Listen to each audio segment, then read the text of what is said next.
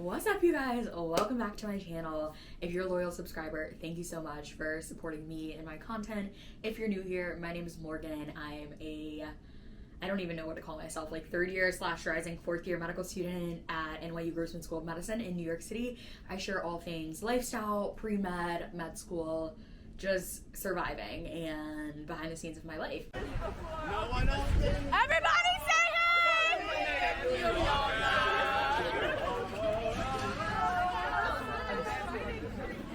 And it has been so long. I've been posting videos like vlogs. I've been doing a lot of traveling and just like week in the lives, day in the lives, different things like that. But I have not had the chance to really just sit down with you guys and break down what has been going on in my life in medical school since I finished step 2. So I figured we would take it back a couple of months and do a little update. So I finished Clerkships at the end of August last year, and if you guys have been around for a while, or if you just like are applying to medical school, then you know my medical school has a weird curriculum. Like we did 1 year preclinical, 1 year clerkship, and then 2 years kind of electives, and we were the transition year because now all the classes below us are graduating in 3 years or have the option to graduate in 3 years if they want to. So I just kind of got like the best of both worlds because I have all of this free time on the back end.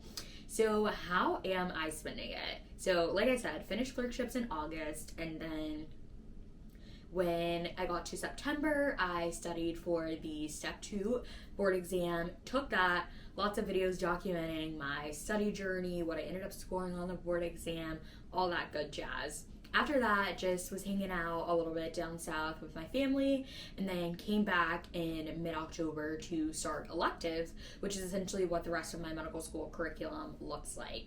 So I came back and I did 4 weeks of endocrinology.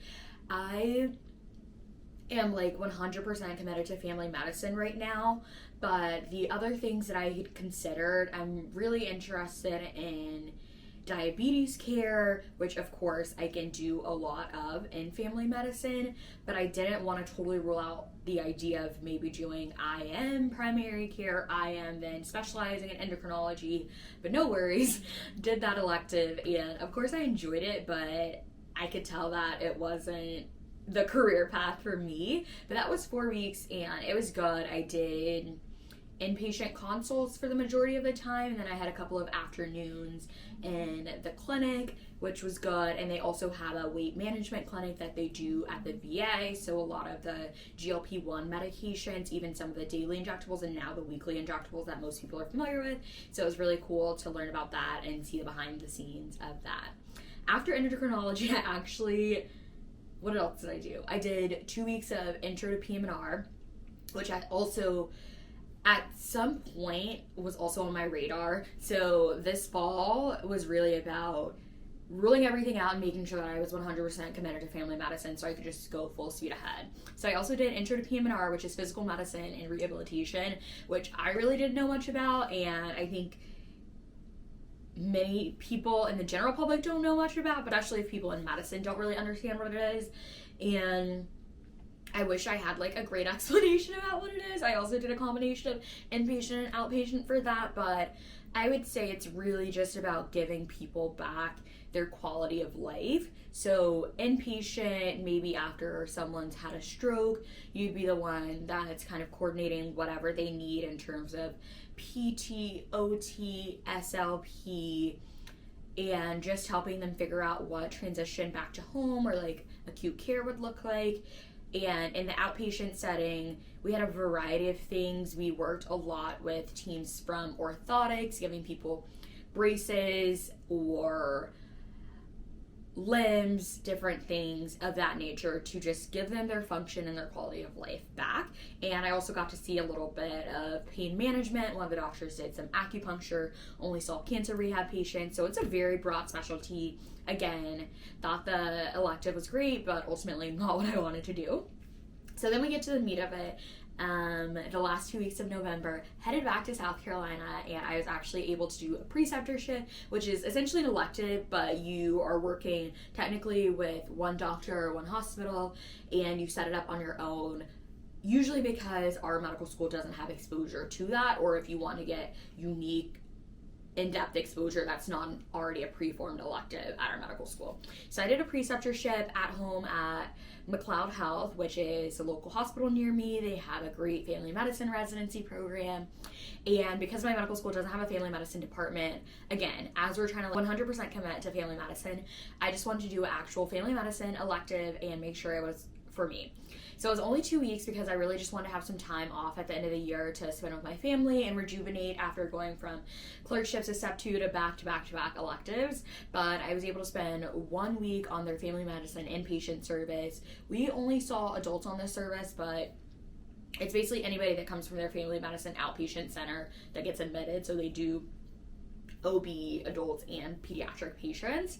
And then I spent 1 week in the outpatient clinic, which was great. I was able to assist in some procedures. So we did Nexplanon removals. We also did Medicare annual wellness visits. One of the doctors specializes in addiction medicine. So I was able to observe that. So it was very diverse, very broad. We also did some prenatal care and some follow-up visits, and it was just like everything I dreamed of. And after that, I was, okay, we're going full speed ahead family medicine. So it's been good. And then I just got to hang out. My sister was able to come to town, spend time with my parents, and it was really nice. And then I came back in January and just hit the ground running with more electives, really just diving in to things that I'm interested in. So I did 4 weeks of adolescent medicine, which I think was by far easily my favorite rotation that I've done in medical school at my medical school. It was just perfect. The attendings that I worked with were great. I only have good things to say about this rotation. So it was really a combination of, I did 4 weeks on this rotation. So in the mornings we would round on anybody that was inpatient, and I would also do outpatient, both at our private hospital and our public hospital. And it was really a combination of doing some adolescent primary care, so helping people transition from pediatric to adult primary care, but also things like taking care of patients with eating disorders, doing gynecologic care, whether it was talking about different birth control options, helping them navigate, painful periods, heavy periods, and I thoroughly enjoyed it. We also did a lot of gender affirming care, and it was just incredibly rewarding. Again, the team of attendings that I worked with was amazing, and I feel like it's the closest thing that I get to family medicine here at my medical school, so I was just absolutely obsessed with it. After that, I forgot what I did after. After adolescent medicine, life got crazy again because I went out to Long Island, so I actually commuted for 2 weeks to do a family medicine preceptorship. I have found incredible mentors over at that campus, and I wanted them to really see me in the clinical setting in terms of, them writing me letters of recommendation, which they were more than willing to do, really to see me in the clinical setting rather than via Zoom or over the phone over the past couple of years as we've kept in contact. And again, I thought it was really nice because I am from a more rural area in South Carolina, but this is only 30 minutes, an hour outside of New York City. So it's just a little bit of a different experience. And in this one, I was able to work with a bunch of different providers, and all of them have kind of curated patient panels that align with their identities, which I think makes sense when you're looking for a provider. If you find a provider that looks like you, sometimes there's just that camaraderie. So there were some of the older attendings who had been working for years, had patient panels that were more older adult populations, and then some of the younger attendings were young adults or middle-aged, more families, that vibe. And I was able to do everything. I was working with the MAs, trying to practice my blood draws and give injections, but also able to see Medicare annual wellness visits and see gyne visits. I was able to do a pap smear. I was able to see a husband and a wife in a visit together and navigate how do you do 2 appointments but one at the same time because they're together and all their information is the same, but that was also incredibly rewarding. And I feel since then I've really gotten more involved with family medicine in New York City, which I'll chat about in a little bit. So that's been great. And after that I was okay, I kind of just need to chill out, have a little break, because as we talk about what's coming up, you guys will see that I need a break. So I did 2 weeks of anesthesia, which was really cool. Got to do some intubations, got to attempt placing some IVs, which I failed at because apparently placing an 18 gauge IV, which is one of the largest ones, is really difficult. But I got to do some intubations, which was really, really cool, and very satisfying. and then also did, what else? Now I'm on diagnostic radiology, so essentially rotate through different reading rooms. So I've done neuroimaging, pediatric radiology, emergency radiology, and then we have different didactic sessions just going through some key cases in the afternoon.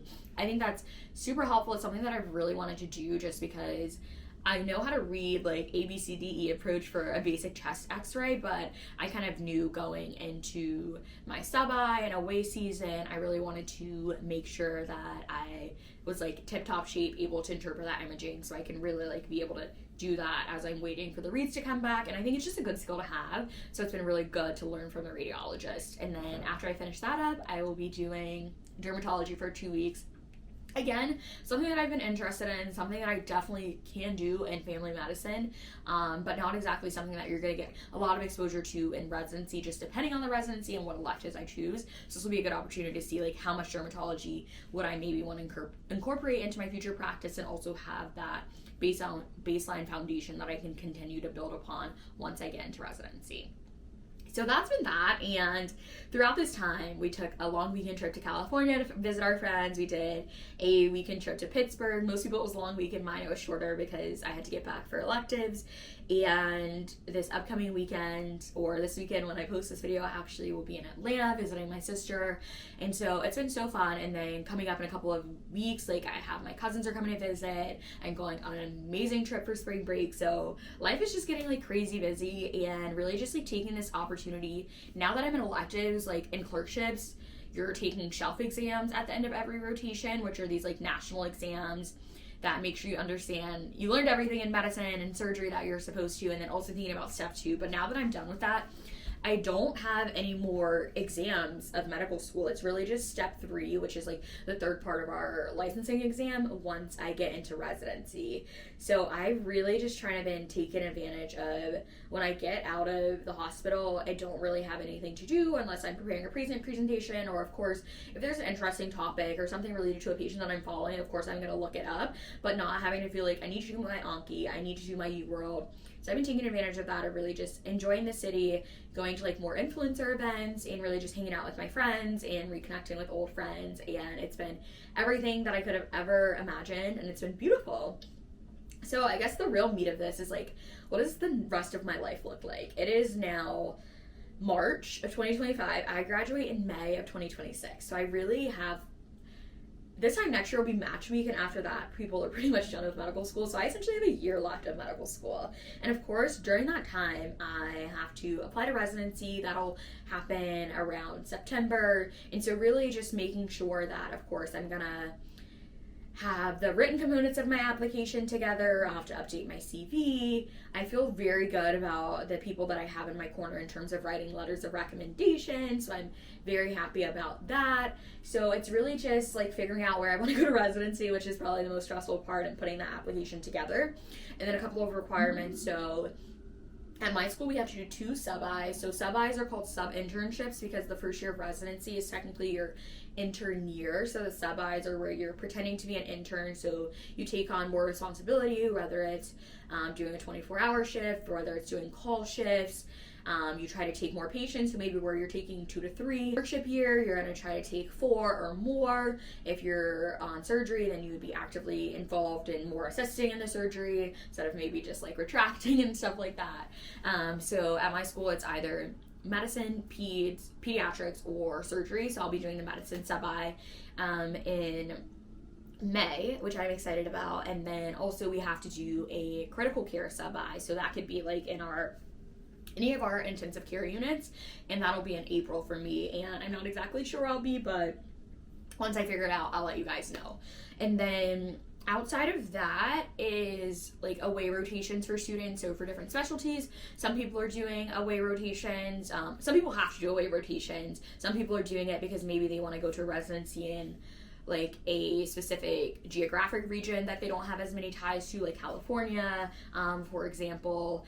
But I don't have to do any away rotations in family medicine, but I am going to apply to do an away rotation because, again, I haven't had the most in-depth exposure to family medicine, so I feel like just getting another 4-week experience in family medicine prior to applying to residency. And I think it'll also be a good idea to really see, a lot of people at my medical school, they'll do a sub-I and a specialty that they're interested in. So let's just say, I'll use one of my friends for example, she's gonna apply into anesthesia, so she has to do the surgery sub-I. Well, she has to do medicine or surgery or pediatrics, so she did surgery. And then the school here has our own like internal anesthesia sub-I before you do like away rotations, just to make sure you're like up to date and you know everything. And so since we don't have that here, I figured I do have the extra flexibility and the extra time. So why not do a family medicine sub-I / array rotation / audition. There's so many different names that you could call them. And so I'm going to do it in probably the geographic region that I want to apply to residency in. And I think it'll be a good idea to continue building relationships with residencies, but then also kind of understand after a full 4 weeks doing inpatient and outpatient service, I'll really have a better idea of what I like, what I don't like, and maybe what I'm looking for in a residency program. So that's kind of like what the next couple months of my life are going to look like. We also have 3 months of protected time for research during my like medical school curriculum, so I'll be doing that at some point, probably during interview season, so I can have more flexibility to travel to interviews or do them virtually and not be exhausted trying to do like a very intense rotation. But yeah, I feel like after I finished step 2, I was just like, weight lifted off of me. Like, it's just taking your board exams and clerkship year and having everything be graded high pass, honors, pass, fail is just so stressful. So it was nice to just feel like, phew, I've completed this milestone and I was really just enjoying life. And now I feel like the stress levels are creeping up again because I am thinking about applying to residency and navigating that process. But at the end of the day, I feel very confident in the specialty that I'm choosing. I'm very excited about family medicine. Like I said, after I went out to Long Island, I was able to build some incredible connections. So I was able to go to the New York State Academy of Family Physicians, their advocacy day. I vlogged that on my Instagram for you to see. I'm hoping to go to their Congress of Delegates and writing a resolution for that with one of the attendings that I've been working for. Really just determining, this is kind of where they determine the policies that the New York State Academy of Family Physicians advocates for over the next year and what they support. Hoping to go to the National Academy of Family Physicians Advocacy Day in DC. Also hoping to go to the National their Future Conference, which is their conference for medical students and residents. That's in Kansas City every August. So yeah, life is going to be busy, but I'm super excited and I just can't wait to see where life goes. And if you guys have any questions about what life looks like after clerkship year, like what applying to residency looks like, I'll definitely be sharing more of that journey as I go through it. But I just feel like there was just this void of after taking step 2, what does life look like? What happens now? And there's so many things to do, but also not a lot of structure because everybody's kind of branching out and doing electives and different things in their specialties of interest. So I wanted to just hop on here and share a little bit of that insight with you guys. So if you're thinking about that journey, or if you're like a pre-med just wondering what the rest of medical school looks like, or if you're a medical student in clerkship year, you're trying to figure out what happens next, hopefully this provides a little bit of clarity. But yeah, thank you guys so much for tuning in. If you have not subscribed, make sure to subscribe so you know when I launch new videos, usually on Mondays. And take care. I'll see you guys next time.